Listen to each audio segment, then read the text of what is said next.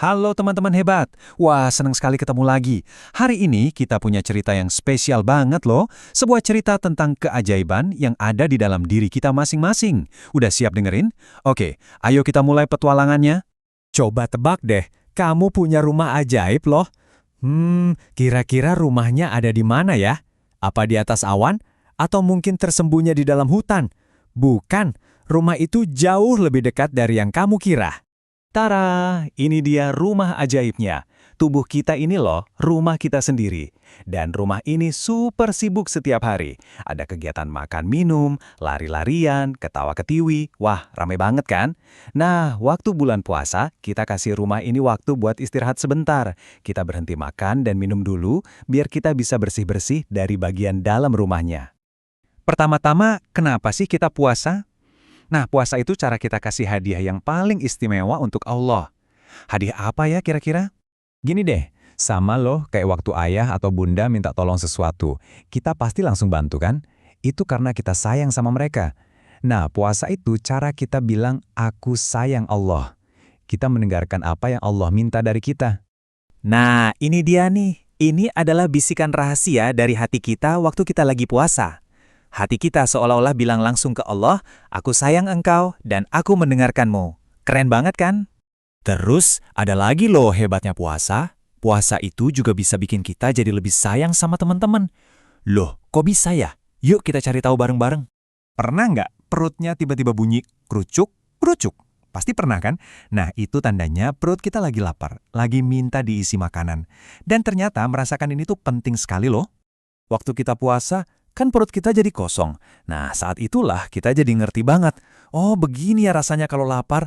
Perasaan ini bikin kita jadi ingat, mungkin di luar sana ada teman-teman kita yang sering merasa lapar karena mereka nggak punya banyak makanan.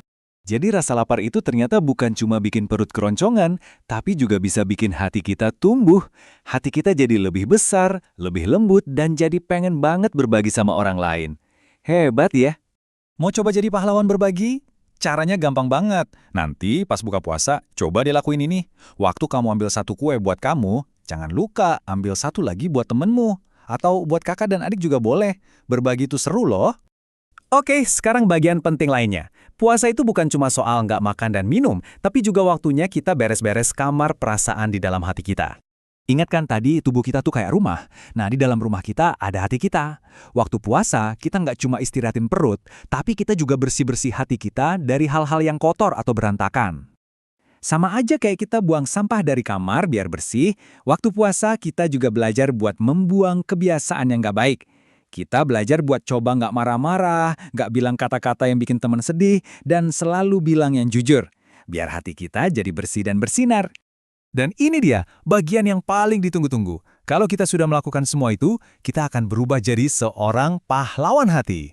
Pahlawan hati itu bukan yang kuat karena punya otot besar, tapi pahlawan yang super kuat karena hatinya. Hatinya kuat menahan lapar, kuat buat gak marah, dan kuat untuk selalu mau berbuat baik. Wah, itu baru kekuatan yang sesungguhnya.